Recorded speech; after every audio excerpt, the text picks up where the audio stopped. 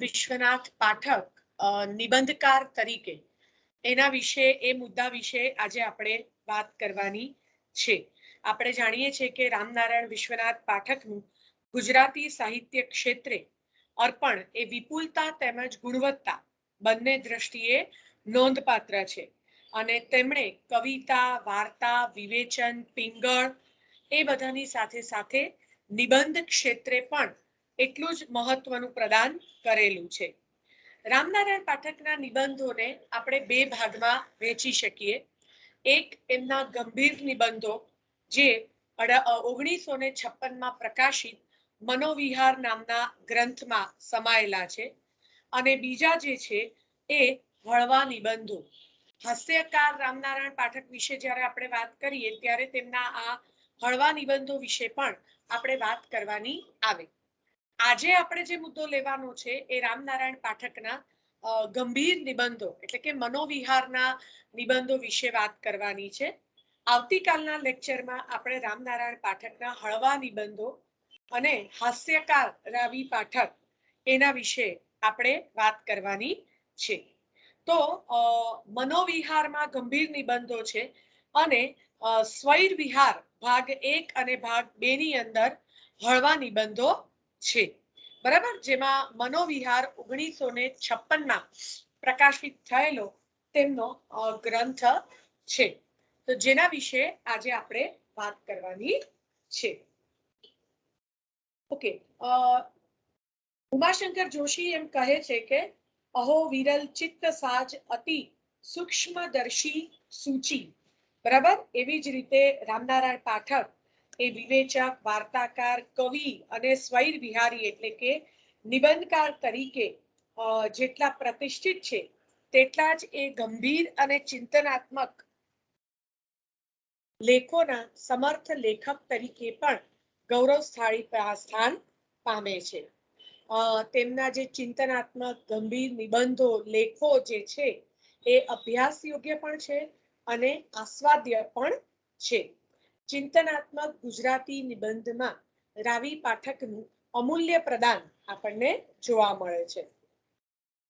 મનસુખ સલ્લા છે એમ કહે છે કે રાવી પાઠક એ સમૃદ્ધ ચિત્ત એટલે કે એમનું માનસ, એમની બુદ્ધિ સમૃદ્ધ હતી। પછી કેવી હતી? વિશાલ બુદ્ધિ હતી, બહોળું એ વિચારી શકતા હતા અને સ્વસ્થ ચિંતક હતા। ક્યાંક આવેશમાં આવીને લખી નાખે, જુસ્સામાં આવીને લખી નાખે, ચિંતન કરી નાખે એવું નહીં, પણ એ સ્વસ્થ ચિંતક હતા, બરાબર છે। તો એ એવું કહે છે અને તેઓ જે વિષયને પોતાના જે વિષય વિશે વિચારતા, પોતાના લેખન સંદર્ભે પણ એ લેતા, તેના વિશે દીર્ઘ લેખ હોય એટલે કે લાંબો લેખ લખવાનો હોય કે ટૂંકી કોઈ નોંધ કરવાની હોય, પણ એમાં એમનો પોતાનો એક આગવો દ્રષ્ટિકોણ અને પોતાનું જ આગવું એક નિજી અર્થઘટન પણ આપણને વ્યાપક સંદર્ભમાં પ્રાપ્ત થાય છે, બરાબર। તેઓ તત્વ, વિચાર, વ્યક્તિ, ઘટના, સ્થળ કે જીવન વ્યવહારની મીમાંસા કે વર્ણન કરે છે। એ બીજી બાજુ તત્વજ્ઞાન, પ્રમાણશાસ્ત્ર, મીમાંસા, વિવેચન અને જીવન શાસ્ત્રો એના વિશે પણ ચર્ચા કરે છે અને તેમની જે આ બધા વિષય પ્રત્યેની જે સજ્જતા છે તે તેમના નિબંધોમાં ઉડીને આંખે વળગે છે। તો કેવા પ્રકારના નિબંધો રામનારાયણ પાઠક, ગંભીર નિબંધો, ચિંતનાત્મક નિબંધો, કયા કયા પ્રકારના નિબંધો લખે છે એના વિશેની આપણે થોડીક હવે વાત કરીએ, બરાબર। રાવી પાઠકનું જે ઘડતર છે એ ગાંધી યુગમાં થયું છે એ આપણે જાણીએ છીએ। જીવન સાથેની તેમની નિસ્બત છે, જીવન વિશેની તેમની સ્પષ્ટતા છે અને તેમની સરળતા, આ બધા ગુણો તેમને ગાંધી યુગની ભેટ છે। એટલે કે ગાંધી યુગમાં જે સ્વસ્થતા, સરળતા, જે સાહિત્યમાં જીવન મૂલ્યોની વાત બરાબર જે કરવામાં આવી છે તે રાવી પાઠકમાં પણ દેખા દે છે। તેમનું સમગ્ર કલા ચિંતન એ જીવન અભિમુખ છે, એટલે જીવન પ્રત્યે રહેલું છે અને અન્ય એટલે એમનું જે આખું કલા વિશેનું જે ચિંતન છે, કલા વિશેની જે વિચારણા છે એ જીવન પ્રત્યે રહેલી છે. એમનો એક નિબંધ છે ઉદય શંકરનું નૃત્ય. તો એ ઉદય શંકરનું નૃત્ય નિબંધમાં પણ તેઓ કહે છે કે કલા કદી પણ ખરા અનુભવની કે ખરા જીવનની ગરજ સારે કલા કદી પણ ખરા અનુભવની કે ખરા જીવનની ગરજ સારે નહીં. તેથી તેમની તરી આવતી જે લાક્ષણિકતા છે એ સ્પષ્ટતા છે. એટલે કે કલા છે, કલા જરૂરી છે, મહત્વની છે, પણ એ કોઈ દિવસ જીવનની ગરજ સારતી નથી. એવો એક એમનો એ મત પ્રગટ કરે છે. પછી એમનો બીજો એક નિબંધ છે કેમ લખવું. તો કેમ લખવું નિબંધની અંદર તેમણે લેખનનો આદર્શ મૂકેલો છે. લેખન આદર્શ લેખન કેવું હોવું જોઈએ, શા માટે હોવું જોઈએ, એની વિચારણા એમણે આ કેમ લખવું નિબંધની અંદર મૂકેલી છે. તેમાં દર્શાવેલા વિચારો તેમના ખુદના લેખનમાં ઉત્તમ રીતે વણાયેલા છે. હવે એમનો મુખ્ય પ્રશ્ન એ કરે છે કેમ લખવું નિબંધની અંદર કે કઈ લખવાનું છે ખરું? લખવાની વસ્તુમાં કંઈ પણ જીવનનું રહસ્ય હોવું જોઈએ અને તેમાં પણ કંઈક નવીનતા જોઈએ. પુષ્કળ વાચન અને મનન સિવાય કોઈ પણ સફળ લેખક થઈ શકે એ મને શક્ય લાગતું નથી. તમને જુઓ, જ્યારે તમે નિબંધકાર રાવી પાઠક વિશે વાત કરતા હો અને એમાં એક ભાગ પાડી દો ગંભીર નિબંધો, ચિંતનાત્મક નિબંધો, તો તમારે એમાંથી અમુક અમુક નિબંધો અને નિબંધમાં કયા વિષયને લઈને લખાયું છે, કયા મુદ્દાઓની ચર્ચા, રાવી પાઠકની વિચારસરણી, આના વિશે વાત અંદર આવી શકે. તમને એવો ટૂંકો પ્રશ્ન પણ પૂછાઈ શકે કે રાવી પાઠકની દ્રષ્ટિથી આદર્શ લેખન કોને કહેવાય છે, અથવા તો લેખનનો આદર્શ કયા નિબંધમાં વ્યક્ત થયો છે. તો એવા ટૂંકા પ્રશ્નો પણ તમને પૂછાઈ શકે છે. અને એમના મતે રાવી પાઠકની લેખનની જે આખી વિચારસરણી છે, લેખન કેવું હોવું જોઈએ એની જે વિચારસરણી છે, એમ કહે છે કે લખવાની વસ્તુમાં કંઈ પણ જીવનનું રહસ્ય જોઈએ અને તેમાં કંઈ પણ નવીનતા જોઈએ. પુષ્કળ વાચન અને મનન સિવાય કોઈ પણ સફળ લેખક થઈ શકે એ મને શક્ય લાગતું નથી. એટલે કે સફળ લેખક થવા માટે પુષ્કળ વાચન અને પુષ્કળ લેખન જોઈએ એવું એમનું માનવું છે. પોતાને જે કહેવું હોય તે બરાબર કહેવાય તે રીતે લખવું. કદી પણ વિચારને શણગારવાનો પ્રયત્ન કરવો જોઈએ નહીં. એટલે કે જે કહેવાનું છે એ બરાબર રીતે કહેવાઈ જાય એ રીતે લખવાનું. કારણ વગરના અલંકારો, કારણ વગરનો શબ્દનો આડંબર એની અંદર મૂકવાનો નહીં. સચોટતાથી શૈલીમાં ટૂંકાણ પણ આવે છે. એટલે જે કહેવાનું છે એ સચોટ રીતે રજૂ કરી દઈએ તો આપોઆપ એમાં લાઘવ, ટૂંકાણ શૈલીની અંદર આવે છે એવું એમનું માનવું છે. પછી એમ પણ કહે છે કે લેખમાં સમગ્ર પ્રકારની એક પ્રકારની એકતા અને સમગ્રતા, એટલે કે જે વિચારો છે એની એકતા પણ હોવી જોઈએ અને જે આપણે વિચારીએ છીએ, જે કહેવું છે એ બધું એની અંદર સમગ્રતા આવી જવી જોઈએ. કશું પણ અપ્રસ્તુત ના હોય, કારણ વગરનું કશું પણ લખવાનું નહીં અને નિરર્થક પુનરાવર્તનો ન હોય ત્યારે એકતા આવે છે. એટલે હવે જુઓ કે દાખલા તરીકે તમને નાની ટુકડોન પૂછાય રાવી પાઠકના લખવાના આદર્શ વિશેના વિચારો, બરાબર? તો તમારે આ આખો મુદ્દો લખવાનો આવે. કેમ લખવું નામના નિબંધમાં રાવી પાઠકે લેખનનો આદર્શ છે એ વ્યક્ત કર્યો છે. અહીંયા આગળ તેમના દર્શાવેલા વિચારો અને તેમના ખુદના લેખનમાં પણ ઉત્તમ રીતે વિચારોને વર્ણવેલા છે. તેમના મતે હંમેશનો એ પ્રશ્ન રહ્યો છે કે કંઈ લખવાનું છે ખરું? અને જો લખવાનું હોય તો દરેક લખવાની વસ્તુમાં કેટલા કેટલા મુદ્દા એમાંથી બહાર નીકળે છે. જો દરેક લખવાની વસ્તુમાં કંઈ પણ જીવનનું રહસ્ય હોવું જોઈએ. નંબર 2, તેમાં લખવામાં કંઈક નવીનતા હોવી જોઈએ. નંબર 3, પુષ્કળ વાચન અને મનન સિવાય કોઈ પણ લેખક સફળ થઈ શકે તેમ નથી. નંબર 4, પોતાને જે બરાબર રીતે કહેવું હોય તે બરાબર કહેવાય તે રીતે લખવું. નંબર 5, વિચારને શણગારવાનો પ્રયત્ન ન કરવો. નંબર 6, સચોટતાથી શૈલીમાં ટૂંકાણ આવે છે. નંબર 7, લેખમાં એક પ્રકારની એકતા અને સમગ્રતા હોવી જોઈએ. નંબર 8, લેખમાં કશું પણ અપ્રસ્તુત ના હોવું જોઈએ. નંબર 9, લેખમાં કશું નિરર્થક ના હોવું જોઈએ. નંબર 10, કારણ વગરના પુનરાવર્તનો ટાળવા જોઈએ. જો આ બધું જળવાય તો લેખમાં એકતા આવે છે. એટલે આ જે આદર્શો છે, કેવું લખવું જોઈએ, એના જે એમના આદર્શો છે, એના જે એમના વિચારો છે, એ એમના પોતાના નિબંધોમાં પણ ઘણી જગ્યાએ અથવા તો ઘણા નિબંધોમાં ચરિતાર્થ થયા છે. એટલે જ્યારે આપણે રાવી પાઠક નિબંધકાર તરીકેની વાત કરતા હોઈએ ત્યારે આપણે એક ભાગ જે ગંભીર નિબંધો વિશે કે ચિંતનાત્મક નિબંધો વિશે લખતા હોઈએ ત્યારે તમને અનુકૂળ પડે એવા 8-10 નિબંધો ઘણા બધા તમે શીર્ષક આપી શકો કે એમણે આવા પ્રકારના નિબંધો લખ્યા છે. પછી 8-10 નિબંધો લઈ અને કયા નિબંધમાં કયા વિચારો રજૂ કર્યા છે એના વિશેની વાત તમારે કરવાની આવે. બરાબર છે? એટલે મેં તમને આ એક ઉદાહરણ આપ્યું કે કેમ લખવું, એ જે નિબંધ છે એની અંદર એમણે આવી ચર્ચા કરેલી છે. બરાબર. પછી રાવી પાઠકનું જે ચિંતન છે એ અનેક દેશીય છે.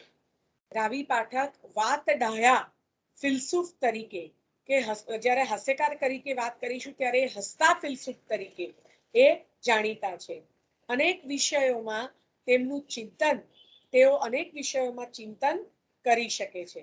એટલે તેઓ સાહિત્ય સર્જક છે, કલા મર્મગ્ન મીમાંસક પણ છે, પણ પ્રેમ, સત્ય, ધર્મ, મૃત્યુ જેવા ગંભીર વિષયોથી લઈ અસ્પૃશ્યતા અને આદિવાસીઓના ઉત્કર્ષ સુધીના વિષયોમાં તેઓ લખી શકે છે.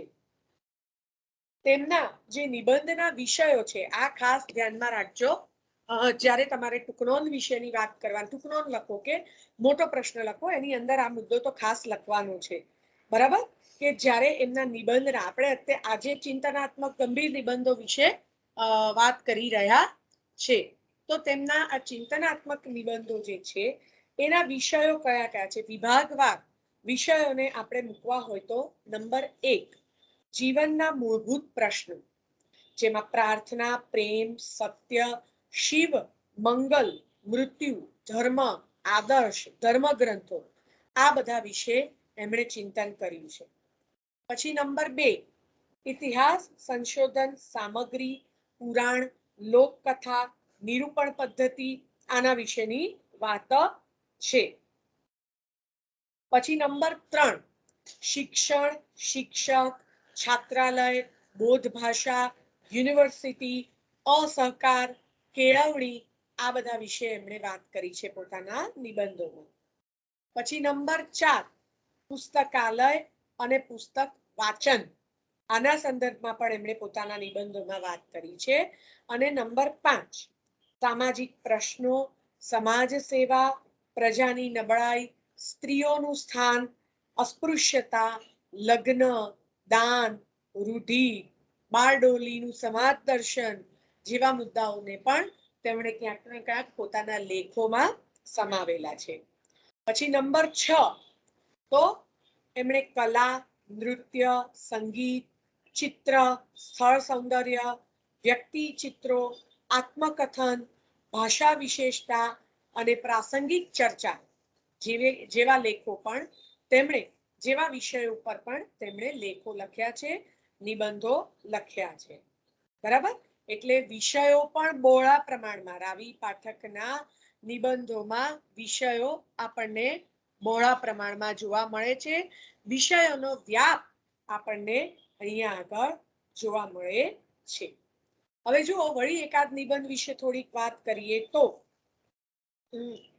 પ્રેમ વિશે એમણે જે નિબંધ લખ્યો છે, તો પ્રેમ વિશેનું લેખકનું મનન પ્રેમની અનેક બાજુઓને તપાસે છે અને એમાંથી પોતાની વિચારસરણીએ બહાર લાવે છે અને કહે છે કે બે વ્યક્તિઓ વચ્ચેનું જે પ્રયોજન છે એ સંવાદી હોવું જોઈએ. એટલે કે આપણે આજની સાદી ભાષામાં કહીએ છીએ ને કે ભાઈ સંબંધને ટકાવી રાખવા માટે કમ્યુનિકેશન ગેપ ન થવો જોઈએ. બરાબર, સતત એકબીજા સાથે સંવાદ જે છે એ સાધતા રહેવો જોઈએ. પછી એમ પણ કહે છે કે જે સ્વાર્થી માણસ છે, જે સ્વાર્થી માણસ જે વ્યક્તિઓને માત્ર પોતાનું સ્વાર્થી પ્રયોજન સિદ્ધ કરવાના કેવળ સાધન રૂપ જ ગણે તે કોઈના તરફ પ્રેમ કરી શકે જ નહીં. એટલે કહેવાનો મતલબ એ છે કે સ્વાર્થી માણસ બીજી વ્યક્તિને સાધન તરીકે ગણતી હોય છે, એટલે એ કોઈને પ્રેમ કરી શકે નહીં. અને કેટલું જો કેટલીક તો એમની જાણે રત્નકણિકાઓ જેવા એમના સુવાક્યો સુવિચારો કહીએ એવું એમનું ચિંતન છે. જેમ કે સ્વાર્થ વૃત્તિ એ પ્રેમનો જન્મ શત્રુ છે. એટલે સ્વાર્થ વૃત્તિ એ પ્રેમનો જન્મથી જ જાણે કે શત્રુ છે. પછી દાંપત્ય પ્રેમ ઘન થવાનું કારણ, ઘન એટલે ઘાટ થવાનું કારણ એ કહે છે કે દાંપત્ય પ્રેમને આવશ્યક રસ ઐક્યમાંથી બીજા અનેક ઉચ્ચતર પ્રયોજનો છે એ ફૂટતા જાય છે અને તેમાંથી અન્યનું શ્રેય દર્શન શ્રેય ઈચ્છવાનું પ્રયોજન પણ ઉદ્ભવી શકે છે. એટલે કહેવાનો મતલબ એ છે કે દાંપત્ય પ્રેમ જેમ વધતો જાય અનેક રસોમાંથી, બરાબર, અનેક પડાવોમાંથી દાંપત્ય છે એ પસાર થતું હોય છે અને એમાં જેમ જેમ સ્નેહ ઘટ થતો જાય તેમ એકબીજાનું શ્રેય એટલે કે પતિ પત્ની એકબીજાનું કલ્યાણ ઈચ્છવા લાગે છે. અને પ્રેમ વિશેનું જે આખું એમનું દર્શન છે તે તેમના અન્ય સર્જનાત્મક લખાણોમાં પણ વાર્તાઓ કવિતાઓ, ખબર છે ને, એમના પહેલા પત્ની મૃત્યુ પામ્યા અને એમણે જે છેલ્લું દર્શન સોનેટ લખ્યું છે, જ્યારે આપણે કવિતા વિશે વાત કરીશું ત્યારે આવશે. તો કહેવાનો મતલબ એ છે કે આ બધું એમનું પ્રેમ વિશેનું દર્શન એમના અન્ય સાહિત્ય સર્જનમાં પણ દેખાય છે. પછી એક એમનો નિબંધ છે સત્યમેવ જયતે અને એમાં એમણે ભાષાવિદ લેખક જયતી અને જયતે શબ્દોની સૂક્ષ્મ મીમાંસા કરી છે. એટલે જયતી અને જયતે એવા બંને શબ્દોની સૂક્ષ્મ મીમાંસા એમણે કરી છે અને સત્યના યથાર્થ સ્વરૂપની તેઓ સમજણ આપે છે. તેઓ કહે છે કે સત્ય જય પામે છે તે બીજા કોઈને હરાવીને નહીં પણ કેવળ પોતાના સ્વભાવથી જ ઉત્કર્ષ પામે છે અને એ રીતે એ શબ્દ જયતે એટલે સત્યનો હંમેશા જય થાય છે એવું આપણે કહીએ ને, એ સ્વારસ્ય રહેલું છે એમ કે છે. એટલે કહેવાનો મતલબ એ છે કે જ્યારે આપણે સત્યમેવ જયતે એવું કહીએ છીએ એટલે કે સત્યનો હંમેશા જય થાય છે. બરાબર, તો કેમ? તો કારણ કે સત્ય હંમેશા જય પામે છે, સત્યનો હંમેશા જય થાય છે, પણ એ કોઈ બીજાને હરાવતું નથી. એ પોતાના સ્વભાવથી જ પોતાનો ઉત્કર્ષ, સત્યનો ઉત્કર્ષ થાય છે એવું એમનું માનવું છે. જુઓ, ગાંધી યુગના સર્જક છે, ગાંધી વિચારસરણીથી પણ પ્રભાવિત થયેલા છે. એવી જ રીતે સત્યમ શિવમ સુંદરમ નામનો એમનો બહુ નોંધપાત્ર એવો ગંભીર લેખ છે અને જેમાં તે તારવે છે કે જ્યાં સત્ય અને ધર્મ એક થાય છે ત્યાં સૌંદર્યનું દર્શન એની મેળે પ્રગટ થાય છે. એટલે જ્યાં સત્ય અને ધર્મ એક થાય ત્યાં સૌંદર્ય આપોઆપ પ્રગટ થાય છે.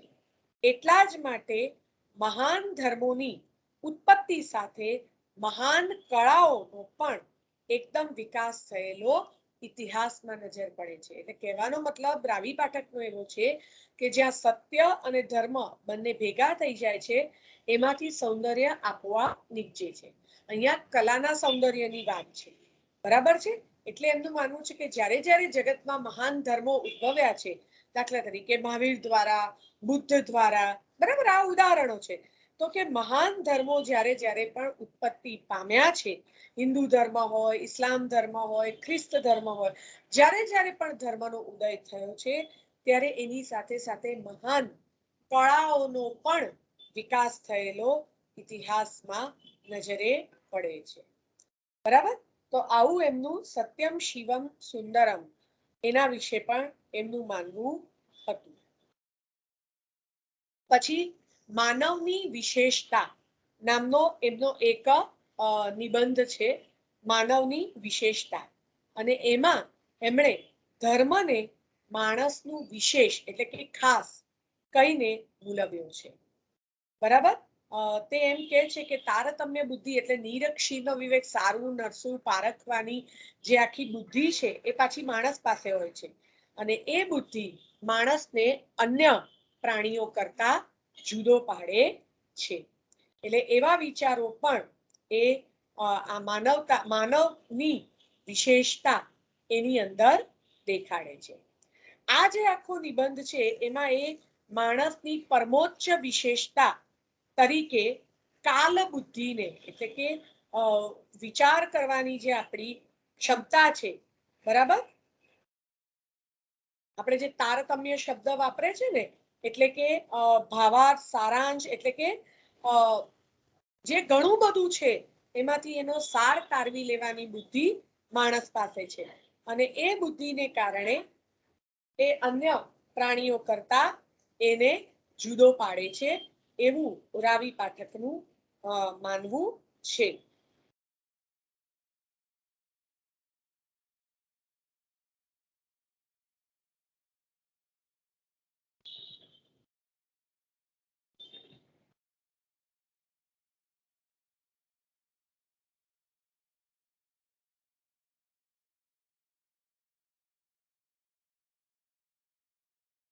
બરાબર.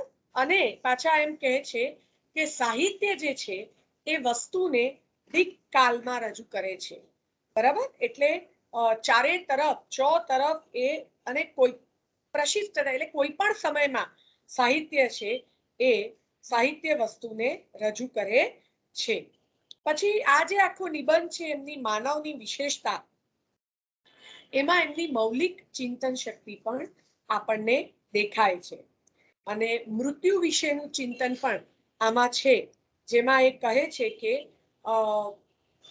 મનુષ્યમાં કાલ ભાનથી જ મૃત્યુ ભાન આવ્યું છે. એટલે સમય વિશે સાવ નાનું બાળક હોય એને કઈ સમય એટલે શું, સમયની મહત્તા કિંમત આ બધું કઈ ના ખબર હોય, પણ જ્યારથી માણસને આ કાલ ભાન આવે છે ત્યારથી જ એને મૃત્યુ વિશેની સભાનતા પણ આવી છે. બરાબર. મનુષ્ય જીવનની ખૂબી એ છે કે જીવન ઇષ્ટતમ છે, યોગ્ય છે, ઉત્તમ છે, છતાં એની જ અંદર કોઈક એવો અંશ છે જીવનની અંદર જ જેને સિદ્ધ કરવા માણસ આખા જીવનનો ત્યાગ કરે છે. ઓકે, એટલે કહેવાનો મતલબ અહીંયા આગળ એવો છે કે જીવન ભોગવવા યોગ્ય છે, જીવન ખૂબ આનંદદાયક છે, જીવનને માણવું જોઈએ, આ બધું મનુષ્ય જાણે છે. અને છતાં પણ આ જ જીવનની અંદર એવો કોઈક અંશ છે જેને સિદ્ધ કરવા માટે માણસ આખા જીવનનો ત્યાગ કરે છે. એટલે કે ક્યાંક ને ક્યાંક વૈરાગ્ય લે છે. બરાબર. અને એટલે કંઈક એવું પરમ તત્વ છે જેને એ પામવા માટે એ કદાચ આ જીવન જે આપણે માણીએ છીએ એનો એ ત્યાગ કરે છે. બરાબર. પછી વિજ્ઞાન અને ધર્મનો સંબંધ પણ રાવી પાઠક સમજાવે છે. અને એમ કહે છે કે વિજ્ઞાનની પ્રગતિ જ આપણને એક દિવસ ધર્મના મહાન સત્યોનું વધારે સ્વરૂપ દર્શન કરાવશે. જો આ બહુ નોંધપાત્ર અને કોઈ પણ યુગમાં આને વિચારી શકાય એવી વાત છે. રાવી પાઠકે ભલે આજથી વર્ષો પહેલા આ વાત લખી છે, 50, 60, 70 વર્ષ પહેલાની, 1956 જોયું ને આપણે, એટલે નાખી દેતા 60, 65 વર્ષ પહેલાની જે વાત છે એમાં એ શું કહે છે કે વિજ્ઞાનની પ્રગતિ જ એક દિવસ આપણને ધર્મના મહાન સત્યોનું વધારે સ્વરૂપ દર્શન કરાવશે. બરાબર. ધર્મ ગ્રંથોની ટીકા એના નિરામય શુદ્ધ સ્વરૂપ માટે આવશ્યક છે. એટલે ટીકા એટલે કે એનું વિવેચન, ધર્મ ગ્રંથોમાં શું સારું છે, ખરાબ છે, નોંધવા યોગ્ય છે, અનુસરવા યોગ્ય છે, આ બધા પ્રકારની જે ટીકા જો થાય તો જ એ ધર્મ ગ્રંથોનું શુદ્ધ સ્વરૂપ બહાર આવશે.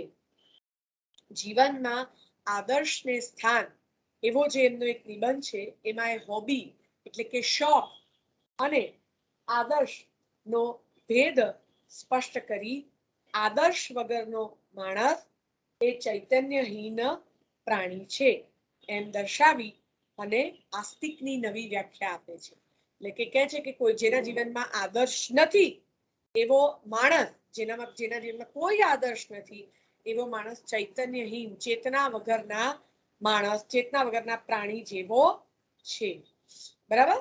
તો એને જ એ પછી એવી એક વિચારસરણી અહીંયા આગળ એ રજૂ કરે છે.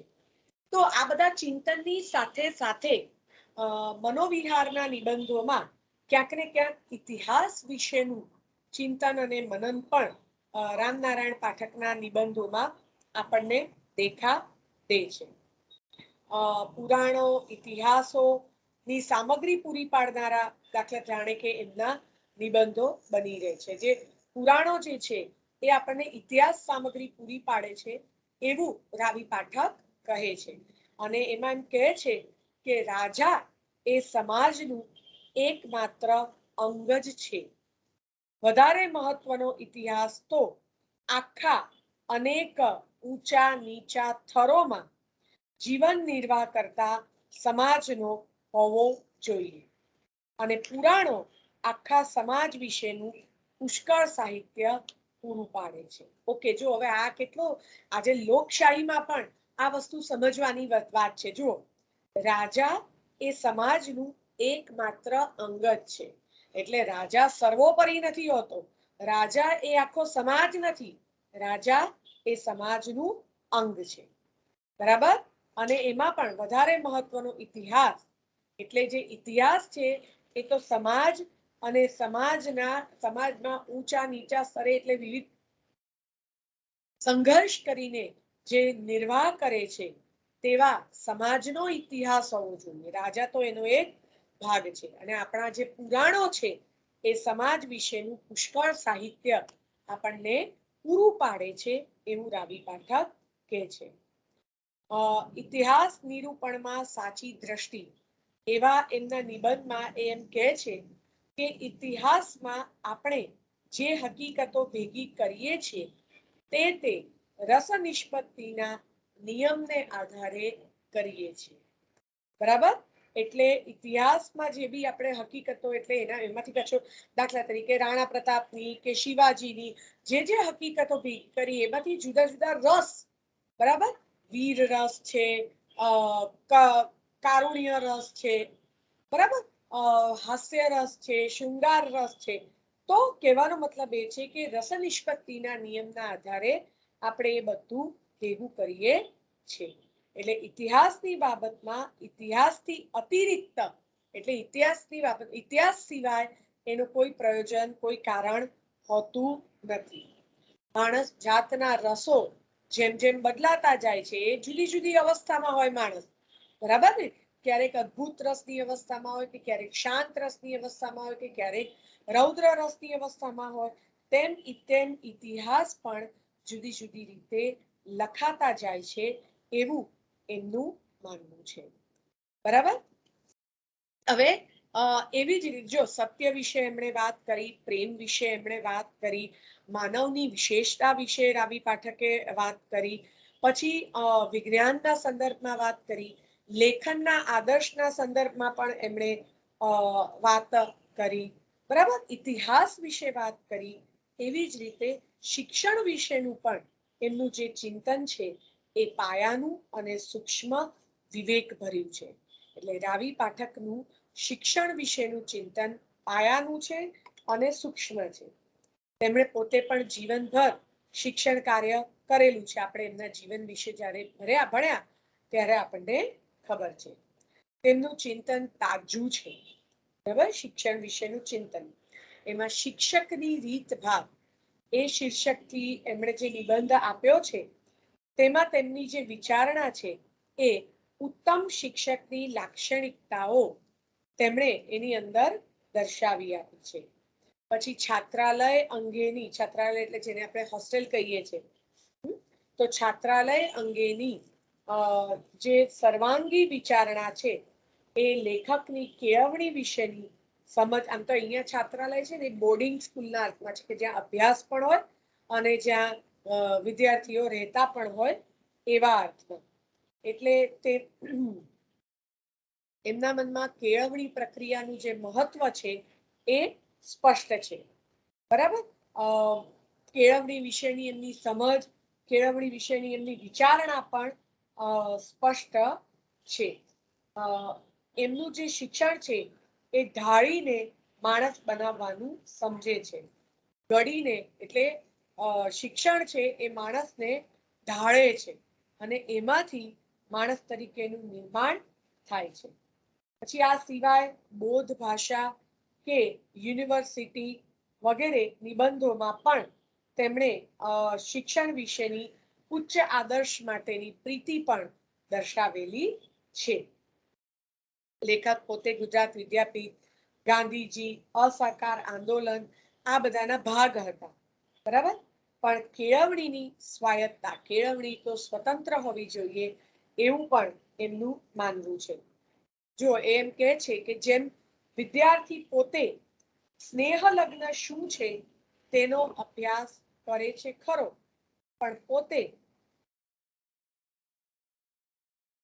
ગૃહસ્થી હોય તે ઈષ્ટ નથી હોતું. એટલે કહેવાનો મતલબ એ છે કે વિદ્યાર્થી છે એ સ્નેહ લગ્ન, પ્રેમ લગ્ન નો અભ્યાસ કરે છે, પણ પોતે ગૃહસ્થી હોય એટલે કે સંસાર વસાવે તેવું એમ કે જો એને સ્વીકાર્ય નથી હોતું. એવી જ રીતે એ વિદ્યાર્થી રાજકીય હિલચાલમાં કાર્ય કરતા એટલે રાજકારણમાં રસ હોવો અને જે રાજકીય હિલચાલો થાય બરાબર એની અંદર કાર્યકર્તા બની જવું એ બંનેમાં ફરક છે એવું એમનું માનવું છે. પછી પુસ્તક અને પુસ્તકાલય લેખકના જીવનભરના સાથી રહ્યા છે. તે નિમિત્તે તેમણે આપેલા 3 વ્યાખ્યાનોમાં લેખક અતિ ઝીણવટપૂર્વક તમામ પાસાઓને સ્પર્શે છે. બરાબર. પુસ્તક અને પુસ્તકાલય નામના લેખમાં તેમણે એ સંદર્ભે તેમણે 3 વ્યાખ્યાનો આપ્યા હતા અને એ ત્રણેય વ્યાખ્યાનોમાં ખાસ કરીને પુસ્તકાલયમાં એક સંગ્રહ સ્થાન હોવું જોઈએ અને સ્થાનિક હકીકતો પુસ્તકાલયમાં એક સંગ્રહ સ્થાન હોવું જોઈએ એવો એક એમનો મત છે. પછી એમ પણ કહે છે કે પુસ્તકાલયને આપણે સર્વ રીતે એક સંસ્કૃતિનું કેન્દ્ર બનાવવાનો પ્રયત્ન કરવો જોઈએ. બરાબર. આપણે પુસ્તકાલયને સર્વ રીતે સંસ્કૃતિનું કેન્દ્ર બનાવવાનો પ્રયત્ન કરવો જોઈએ. દરેક પુસ્તકાલયમાં એક સંગ્રહ સ્થાન હોવું જોઈએ અને સ્થાનિક હકીકતો એટલે જે તે પ્રદેશોની જે હકીકતો છે એ આ પુસ્તકાલયની અંદર હોવી જોઈએ. એટલે આ 3 મુદ્દા થયા. બરાબર છે.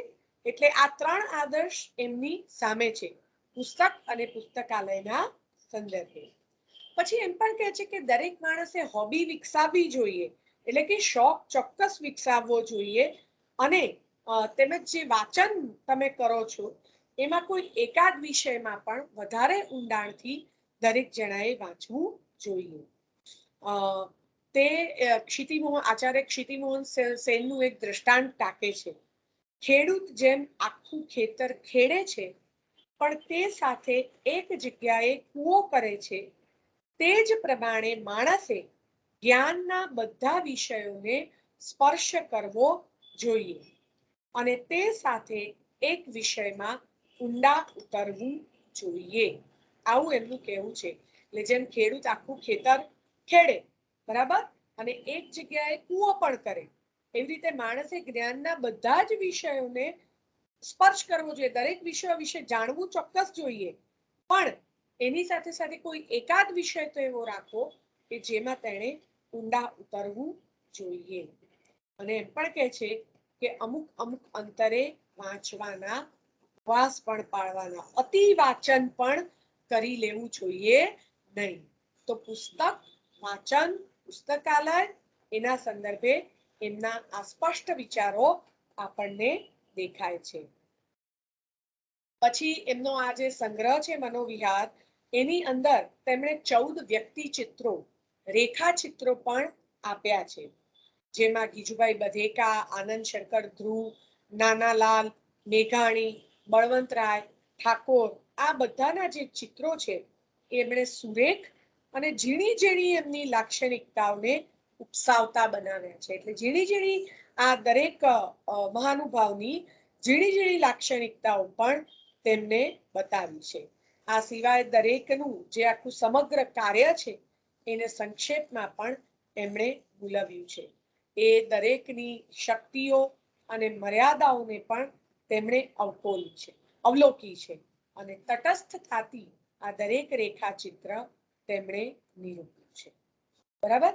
ઇન્દુલાલ યાજ્ઞિકના સંદર્ભમાં ઇન્દુલાલ યાજ્ઞિકની મર્દાની, મોહકતા, મેઘાણીનો કંઠ અને સ્વભાવની મીઠાશ, ગીજુભાઈની ધૂન અને ધ્યેયનિષ્ઠા, મહાદેવભાઈનો સમર્પણ ભાવ અને જગત સાહિત્યમાં તેમની ડાયરીઓનું સ્થાન, આનંદ શંકરની શુચિતા અને વિદ્યાપ્રીતિ, નાનાલાલના ઉત્સાહ અને નિખાલસતા, આ બધી આવી ઝીણી ઝીણી લાક્ષણિકતાઓ દરેક રેખાચિત્રમાં, દરેક વ્યક્તિચિત્રમાં એમણે બહાર કાઢી છે. બરાબર. તેમની જે કલમ છે, લેખકે પોતે એ વ્યક્તિની મહત્વની અને સામાન્ય બંને વિગતોને સાંકળીને તેમણે એ વ્યક્તિનું જે રેખાચિત્ર છે, એ વ્યક્તિની જે છબી છે, એ ચિત્રાત્મક અને ભાતીગળ, પરંપરાગત રીતે, ભાતીગળ એટલે વિવિધ રીતે એમણે એ દરેક વ્યક્તિનું આખું રેખાચિત્ર ઉપસાવ્યું છે. બળવંતરાય ઠાકોરનું જે રેખાચિત્ર છે એનું દ્રષ્ટાંત બને છે. જુઓ, બળવંતરાય ઠાકોર વિશે એમણે જે લખ્યું છે એની બે ત્રણ વાક્યમાં ઉદાહરણ તમને આપું. એમની સાથે વાતચીત કરવી એ જીવનનો એક લાવો હતો. એમની વાતોમાં પણ ડગલે ને પગલે તેમની ઇતિહાસ દ્રષ્ટિ અને વૈજ્ઞાનિક દ્રષ્ટિ અને સાહિત્ય શોખ જણાઈ આવતો અને વાતચીત કદી નીરસ કે લૂલી પાંગળી નહીં. બરાબર. પછી જુઓ, એ કહે છે કે એમનો સ્વભાવ ઉગ્ર હતો. મિત્રો સાથે પણ એ ઉગ્ર થઈ જતા, પણ અનેક સાથે અંગત સંબંધ બાંધવાની, જોગવવાની મૃદુતા અને ઉદારતા અને શોખ પણ તેમનામાં હતો. સાહિત્યમાં તેમજ સમાજમાં તે એક મોટા વડલા જેવા હતા. આવું આખું રેખાચિત્ર રાવી પાઠકે બળવંતરાય ઠાકોર વિશે આપ્યું છે. બરાબર. ગાંધીજી વિશે એમણે જે લેખ કર્યો છે એ ગાંધીજીના વ્યક્તિચિત્ર કરતા તો ગાંધી વિચારને એ વધારે વ્યક્ત કરે છે. અને ગાંધી વિચારના નિરૂપણ માટે તેમણે ગુજરાતી ભાષામાં લખાયેલ સાહિત્યમાં લેખ એ આખો જે લખ્યો છે, બરાબર, જેમાં તેમણે ગંભીર વિષયની આખી રજૂઆત કરી છે. પારદર્શક સૂક્ષ્મ રીતે ગાંધી વિચારોને એમણે આલેખ્યા છે. કસ્તુરબા વિશે એમણે ટૂંકી નોંધ કરી છે. લખે છે, જુઓ, ગાંધીજીના સ્વભાવની અનેક જગ્યાએ ભોંકાતી વિલક્ષણતાઓ તેમણે મૌનથી સહન કરી છે. એટલા મૌનથી કે ગાંધીજીએ પોતે તે સંબંધી લખ્યું ન હોત તો આપણે જાણત પણ નહીં. તો કસ્તુરબાના વ્યક્તિત્વ વિશેની આખી વાત છે. જુઓ, આર્ય સ્ત્રીના પ્રાચીન આદર્શની ઉજળી બાજુ પૂજ્ય કસ્તુરબા બતાવે છે અને તેથી સ્ત્રી સ્વાતંત્ર્યના આ યુગમાં પણ એ પ્રાચીન આદર્શ માટે માન અને ભાવ થાય છે. બરાબર. તો આવા સરસ મજાના રેખાચિત્રો રાવી પાઠક છે એ ઉપસાવે છે. સામાજિક પ્રશ્નો અંગે પણ ઊંડી નિસ્બત તેઓ ધરાવે છે. સામાજિક પ્રશ્નો બાબતે પણ તેઓ જાગૃત પણ છે અને સહૃદય વિચારક પણ છે. જો તેઓ સમાજના હિત માટે કહે છે, પરતંત્રતા એ દુઃખ છે એટલું પણ તે ભારતીય સમજતો નથી. આ આપણો પ્રશ્ન છે એટલું પણ સામાન્ય સમાજને ભાન નથી. એટલે કે આપણે ગુલામ છીએ તો એમ કે ગુલામી એ દુઃખ છે એવું આપણો સમાજ, ભારતીય સમાજ સમજતો નથી, એવું પણ એમણે કીધું છે. અને પાછું એમ પણ કહે છે કે આપણો સમાજ ઘણા વર્ષોની અધમતાથી નિશ્ચેતન થઈ ગયો છે. સમાજ સુધર્યા વિના સ્વતંત્ર શી રીતે થઈ શકે? તો આવું કેટલું સરસ એમણે આ ગહન રીતે આખી વાત અને છતાં સરળ શબ્દોમાં મૂકી આપી છે.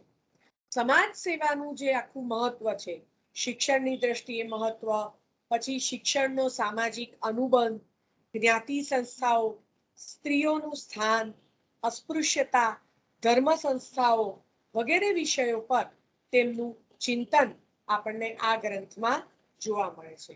અને પ્રશ્નોના હાર્દ, પ્રશ્નોના ઊંડાણ સુધી તેઓ પહોંચે છે, બરાબર. અને તેના ઉકેલો પણ તેઓ અભ્યાસી તરીકે આપે છે.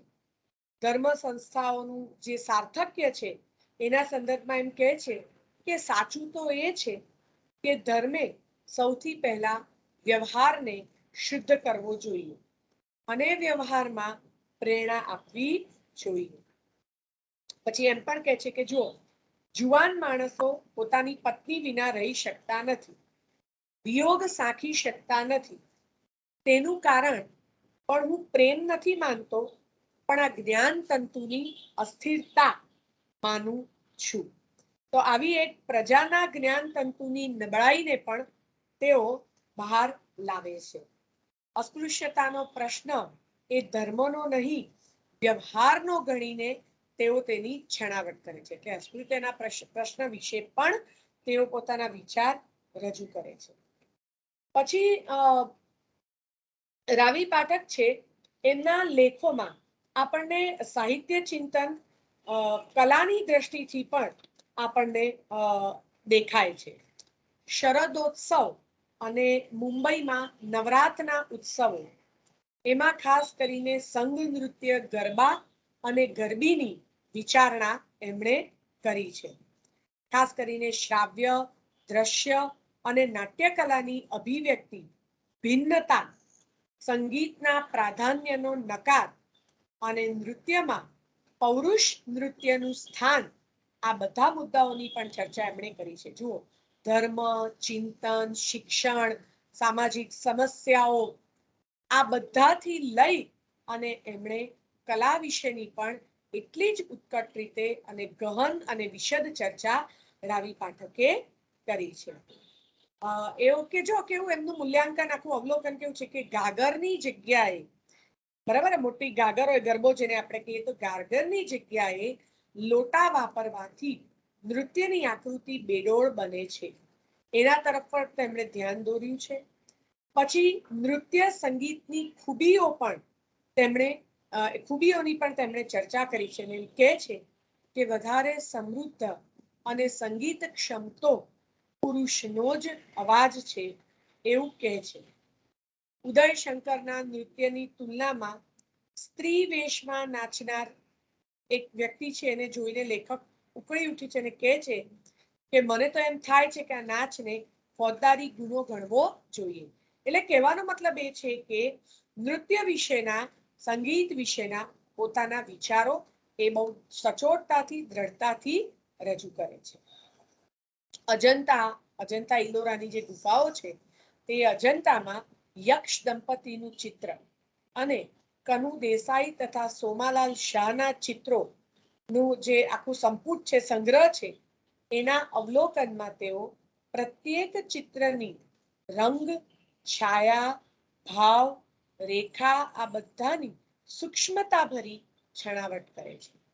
સોમાલાલ શાહ છે, એનું કર્ણ, પછી જિજ્ઞાસા જેવા ચિત્રોનો એ આપણને માર્મિક આસ્વાદ પણ કરાવે છે. એટલે આ બધા દ્વારા સાબિત શું થાય છે કે માત્ર સાહિત્ય શિક્ષણ નહીં, પણ કલા અને કલામાં પણ સંગીત, નૃત્ય, ઇવન ચિત્રકલા, એમાં પણ એમનો અભ્યાસ પુષ્કળ આપણને જોવા મળે છે. એમના જે સ્થળ વિશેના નિબંધો છે, એમાં શિલ્પ, સ્થાપત્ય, પ્રાકૃતિક સૌંદર્યના નિરૂપણમાં એમનો અભ્યાસ આપણને જોવા મળે છે. સૂર્ય મંદિરનું એમણે જે વર્ણન કર્યું છે એ સાંભળો. જુઓ, સમગ્ર આકારનું સૌષ્ઠવ, વિશાળતા, પ્રમાણતા,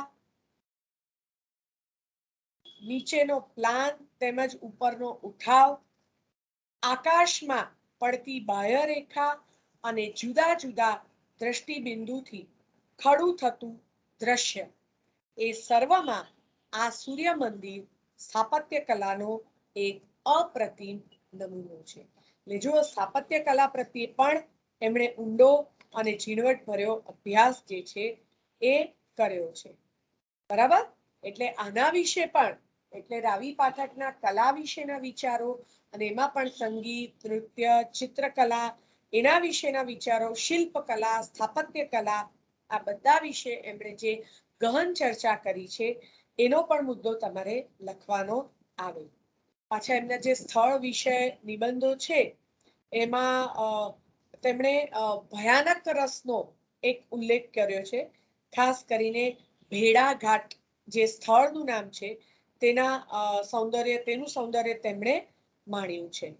પછી ધુઆધારનું જે સૌંદર્ય છે એના વિશે પણ એમણે વાત કરી છે. પણ ફટાફટ આપણે તો કદાચ કોઈ સામાન્ય પણ છતાં આમ સારું કુદરતી દ્રશ્ય હોય તો જોઈને આભા બની જઈએ, પણ રાવી પાઠક એટલા ઝટ એવી રીતે રીઝી જતા નથી.